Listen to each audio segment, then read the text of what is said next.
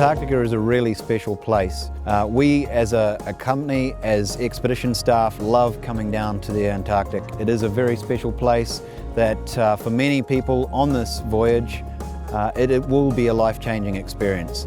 This is somewhere that people come to for different reasons, sometimes not really knowing why they're coming here, but I think everyone goes away knowing why this place is so special, why we see it as being very special, and why it's somewhere that we need to protect for future generations.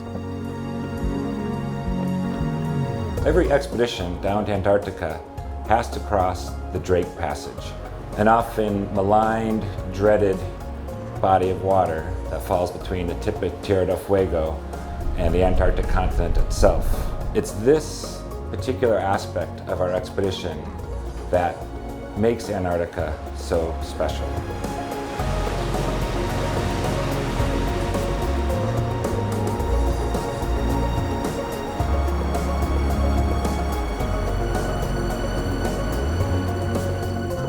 I now belong to the higher cult of mortals, for I have seen the albatross.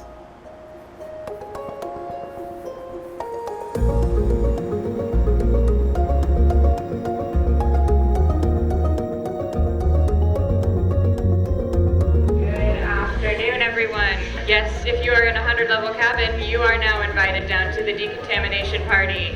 Anyone in 100-level cabins, bring your backpacks, boots that have been used before, jackets with Velcro, and we will help you vacuum them clean. Again, this is a call now for all cabins, all levels. You are now invited down to the mudroom for Decontamination Party.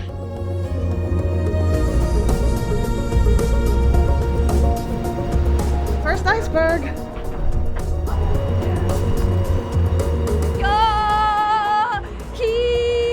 There's nothing I fear.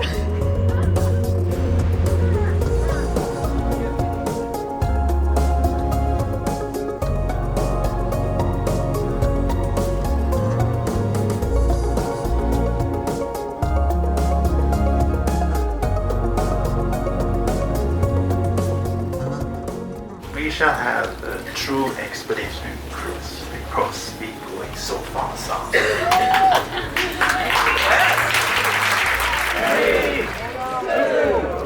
1.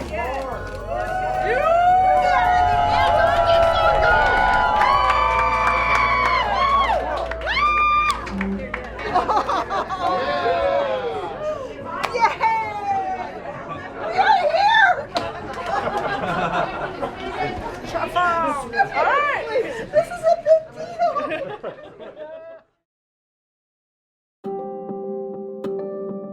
Good morning from Margaret Bay. It's about 5:30 on a rather cool day, but it's not rainy or too windy, and of course everyone should be dressed in their expedition attire. What's your stuff, please? Right here. Good morning, everyone.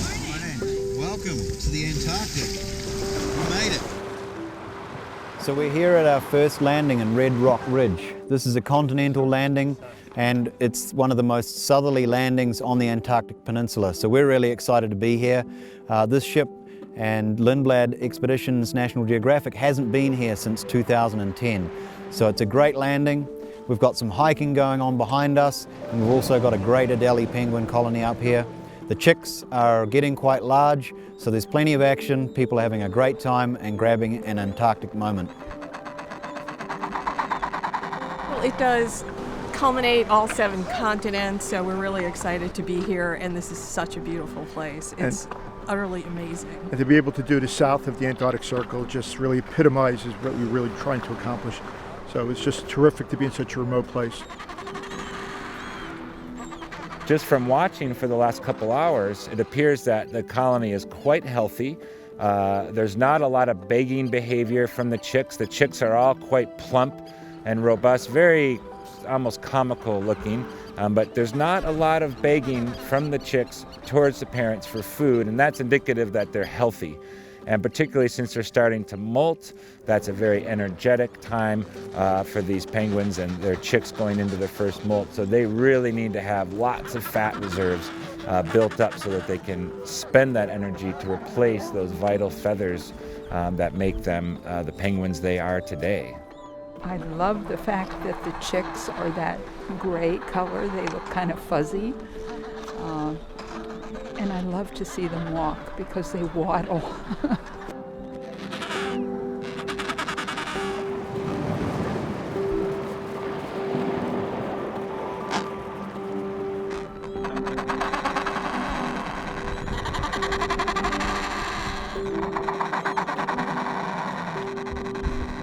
It's beautiful to see them and to know that they're here. It's just amazing that they've made this their home and that we get to come see them.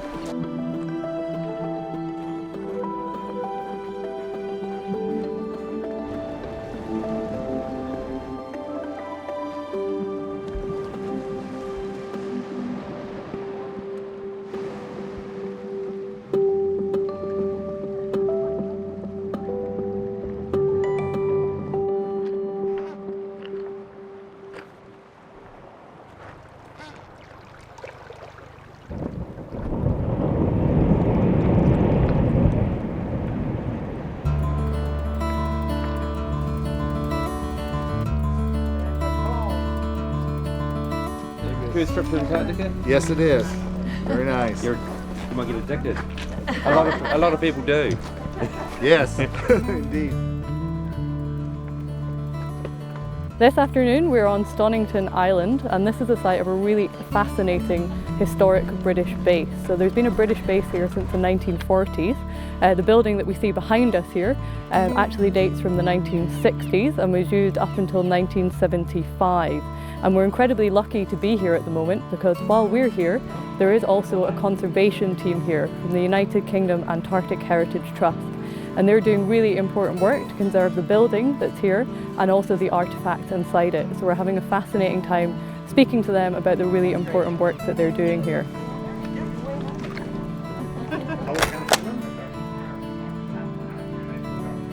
This is Stonington Base, which I last visited in March 1973, and I sat precisely here while we drank tea after moving cargo.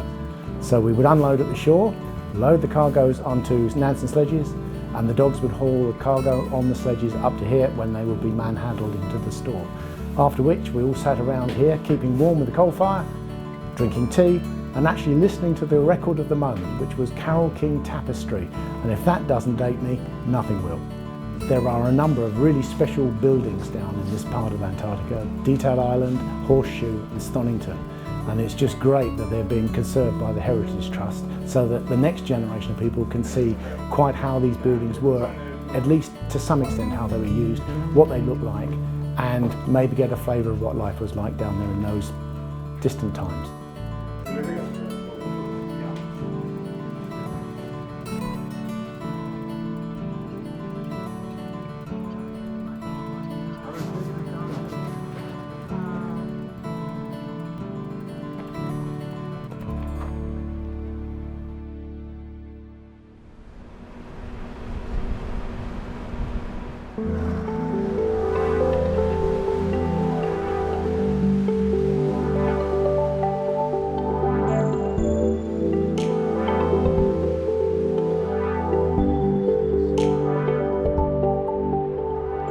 So today we were able to go further south than we ever have done in the past in the Margaret Bay. And it's not only Limited Expeditions, it's so that none of our competitors, none have been that far south in the peninsula.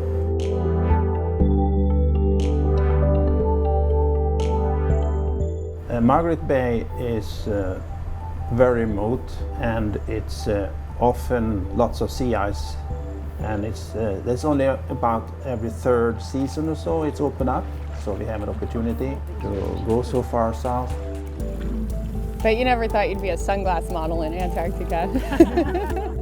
It's a fabulous view here, just stunning scenery all around us. I really don't have words to describe it. Just kind of gobsmacked right now. You know? It's just a spectacular place, and I would have been excited just going where, you know, everyone else kind of goes, but coming here is just unbelievable and such a cool experience.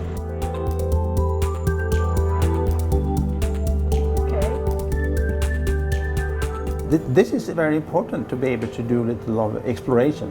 It's an challenging but also important because we do true expeditions, and then when it's ideal conditions and we have the time, we go and explore because that's our main mission, exploration.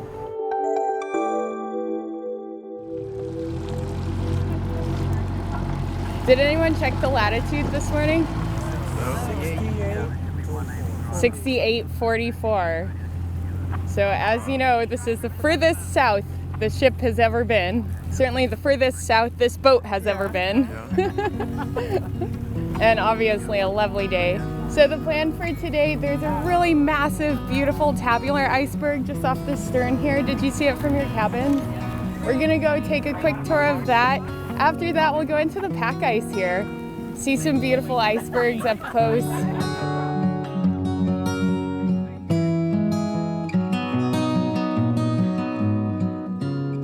Why do I love ice? Must there be a why? I like that it's this very abstract habitat. Had we not come down here, Antarctica is just like this Mars of the planet. And I think it really helps piece together how the planet works when you've seen ice and can put an emotional connection to it.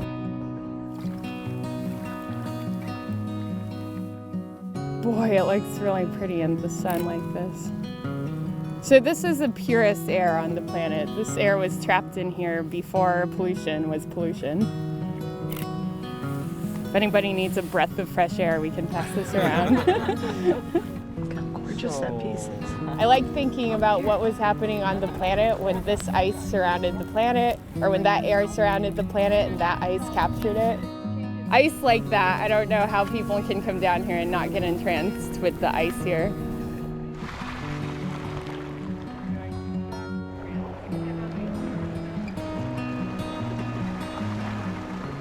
It's gorgeous. It's breathtaking.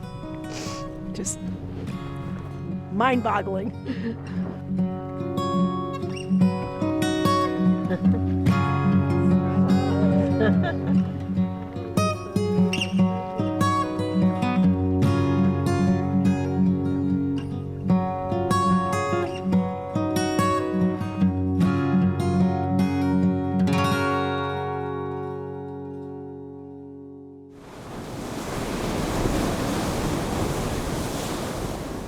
We got a 6 o'clock wake-up call this morning to come out and see this beautiful pack ice that's out here.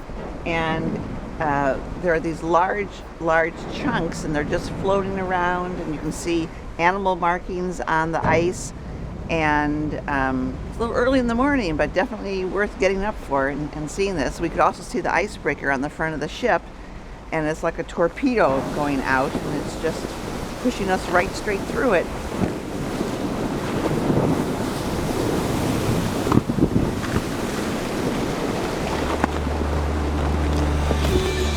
Here we are, parked.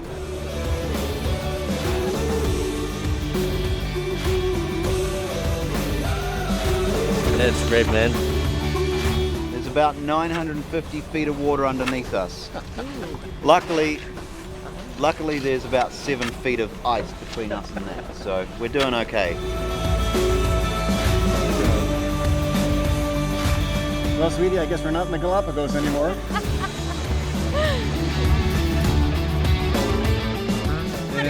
Rolling. Go ahead. A-N-T-C. What? A. Take two. A-N-T-A-R-T. Antarctica. Go with it. Go with it. How do I get up here? It's exactly like hot yoga, but different. Still fresh. Is my wife Nancy said she wanted to go south this winter, and I always try to do what she wants, so I took her as far south as I could. Right now we have people try and get like a decade of dreams to life.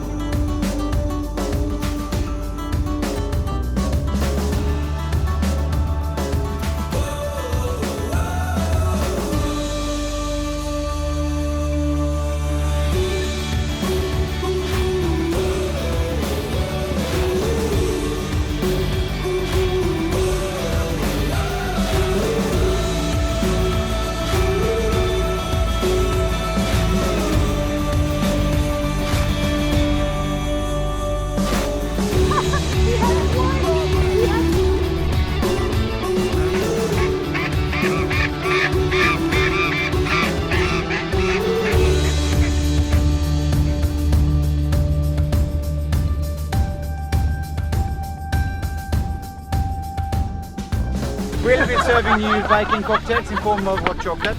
But you know, it's 5 p.m. in Europe already, so you can adulterate it a little bit with either peppermint schnapps, whiskey Kahlua, or Frangelico liqueur. And as always, it's proven now that the Swedish Vikings are the friendly, caring, giving Vikings, not like the bloodthirsty Danes and Norwegians. Be good. Don't do anything to your driver that the Vikings wouldn't have done.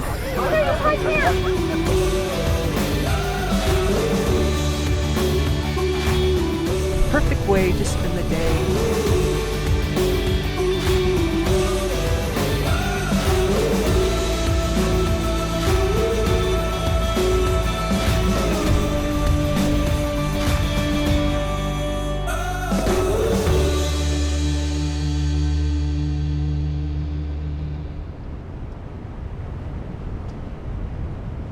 It looks like a city made out of a city of ice.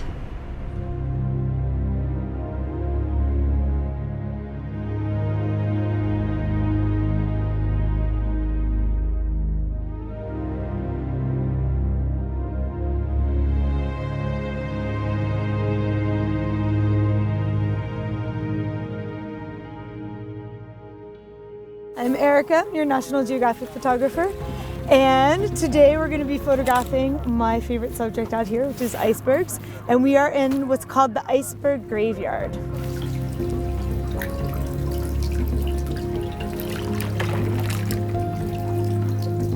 We have perfect lighting.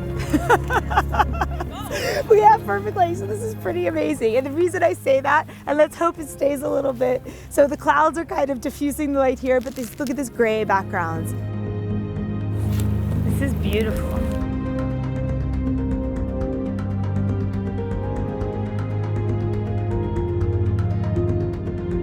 Oh my goodness, look at that. How many? Are you seeing 20? I can't see. Oh my, oh yes, you're absolutely, yeah. Ooh. Very cool. 1, 2, 3, go. Oh my God, look how close we are. This is 1 hour, eh? It's nice 1 hour. Look at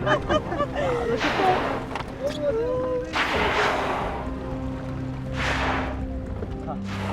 He just snuck up on us.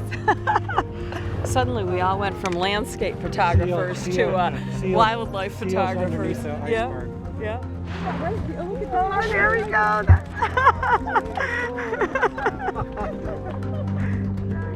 Thank you, Will. Gentle.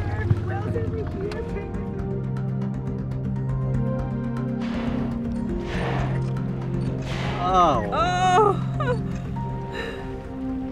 I think it doesn't get any better than this. Oh man, unbelievable. To have them like 30 feet away from you, just stunning.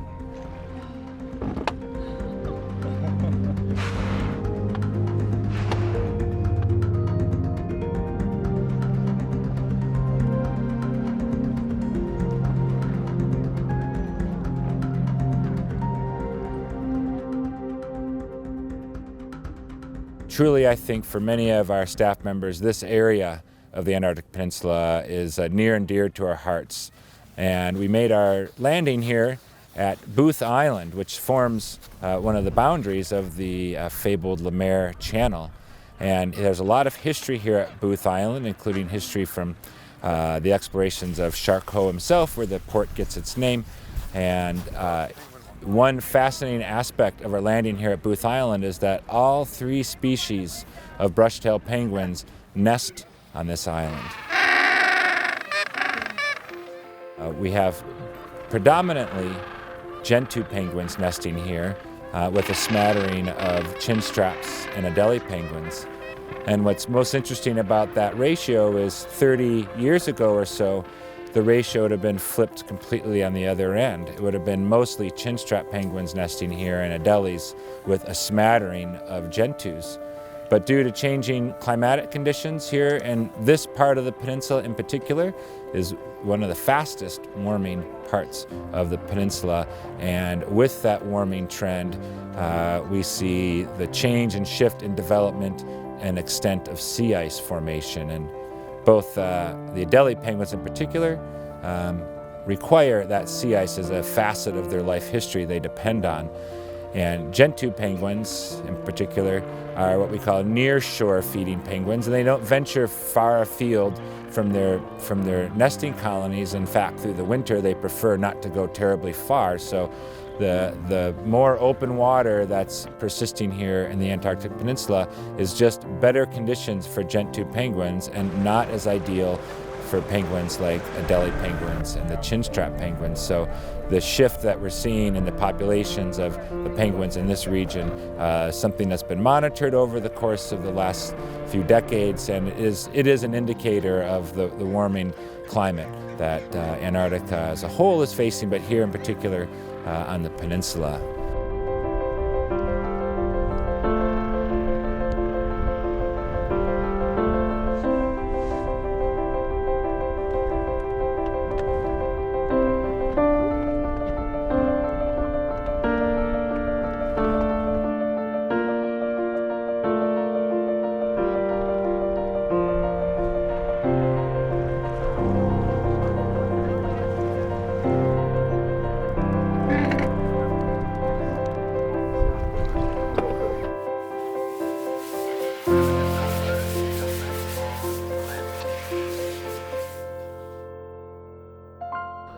And off we went. And it was a beautiful day, I remember. We went down the channel and it was beautiful. It's one of these beautiful Antarctic days. Blue sky, sun shining, the snow. Oh, it's wonderful. And unfortunately, on the way to Cape Renard, there was a lot of small snow-covered islands. They weren't very large, you know, so some only about 40 or 50 feet long, and so, but this snow-covered. And we went to Cape Renard, we put up the flag, everything, and everybody re-embarked in the ship, and we were returning to Port Lockroy. Jimmy Marr asked me whether he could have a bath. And so I said, yes, by all means, have a bath, you know. Had to be salt water, but that's beside the point. And so he was having a bath as we were coming along, and I was on the bridge, and the officer of the watch leaning over the side, and there was a few bits of ice hanging around, not very much. And I saw ahead with what looked like a piece of ice. I didn't pay a great deal of attention. And suddenly the officer of the watch leant over the side and said, "My God, I can see the bottom." Just then there was an awful clang where we hit the bottom rock. Luckily we weren't going very far. Now Jimmy Marr was in the middle of his bath, a lovely hot salt water bath, and this clang, he thought, "My God, the ship's sinking." He came rushing up in his birthday suit up to the bridge. Anyway, there was no damage done, and we got back to Port Lockroy.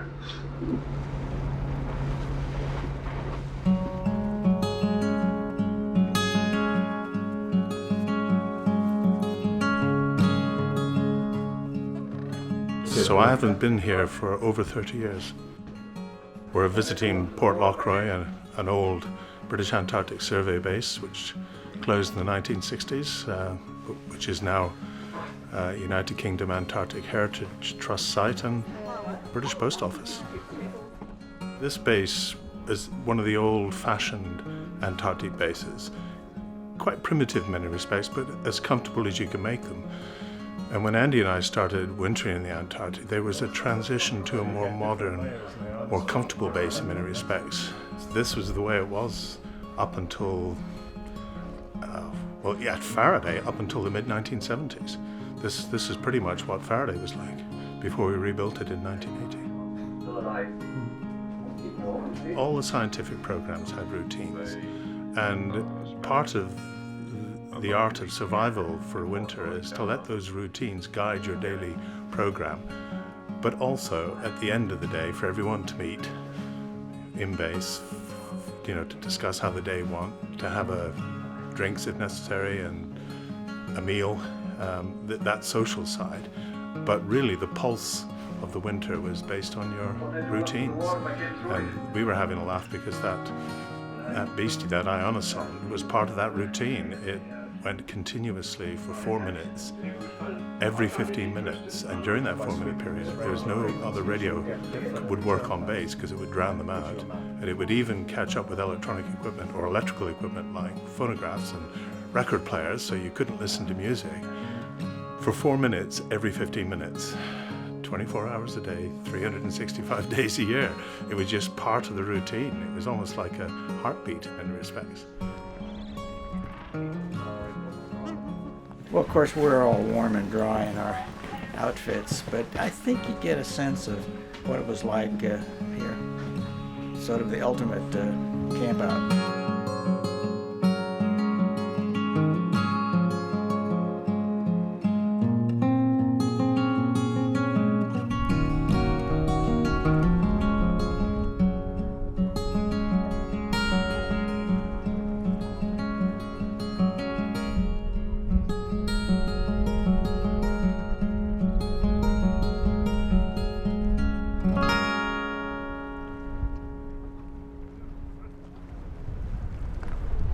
So we have the pod directly ahead of the ship right now, at least 4 or 5 individuals ahead of the ship.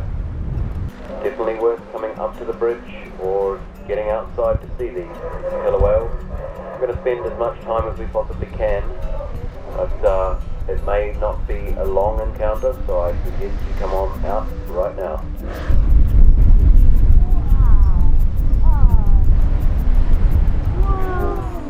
Currently out in the middle of the Gerlache Strait, and we found a group of type A killer whales, largest of the killer whales we find down here in Antarctica. And we believe that they've made a kill and that they're currently moving around, sharing the kill between them. That's why we're seeing some of these giant petrels around and other birds. We have a group of probably about 12 to 15 individuals, and we know these animals really well. We've seen them regularly for the past couple years. We were able to fly our hexacopter over them last year and get lots of great measurements. Unfortunately, it's a bit inclement today, so we won't be flying the drone, but we're able to get lots of photo identification images, which we use to monitor the population, see how they're doing. The different types of killer whales are in different health, if you like. The type A killer whales that we're looking at here tend to be doing really well. They're robust, they're fat. Whether the type B1 and B2 killer whales that are more dependent on the ice, we found some of those individuals in poor condition. So we're trying to understand why that is, how widespread that is, if they're in poor condition every year or if it's just an unusual year. I think the combination of these type A killer whales looking in robust shape and increasing in abundance shows that they're doing pretty well at the moment. This is the largest predator in the ocean, so if we can understand the status of the predator, it helps us understand the status of the food web beneath them. Pretty much indicative of how this entire trip has gone, where you can't possibly imagine it getting any better, and then it does.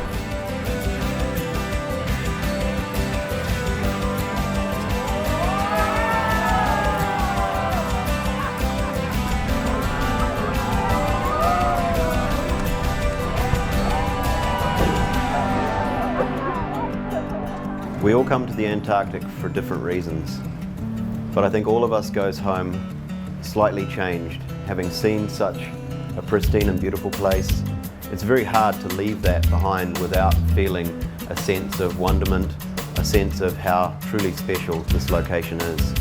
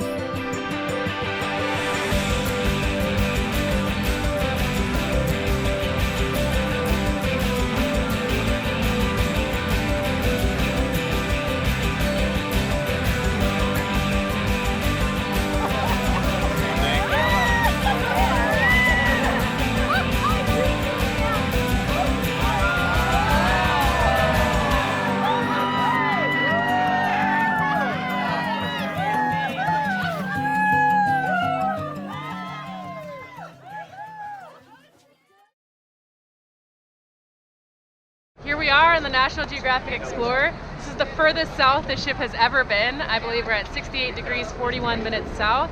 And these people are going to do a polar plunge here in this frigid water. Right.